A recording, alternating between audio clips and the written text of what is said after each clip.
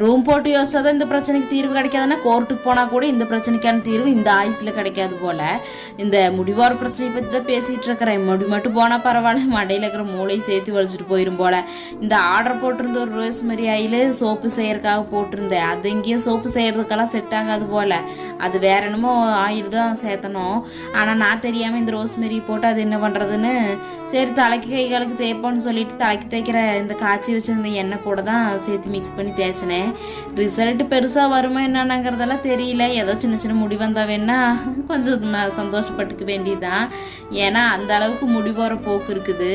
உங்களுக்கு இது மாதிரி தான் போயிட்டு இருக்குதா இல்லையாங்கிறத மறக்காமல் கமெண்ட் பண்ணுங்கள். 3 நாளில் முக்கி முடி வளர்த்துறது எப்படின்னு யாராவது கண்டென்ட் போட்டிருப்பாங்கன்னு தேடி பார்த்தா ஒரு பயப்புள்ள கூட போட்டுட்டு இல்லை.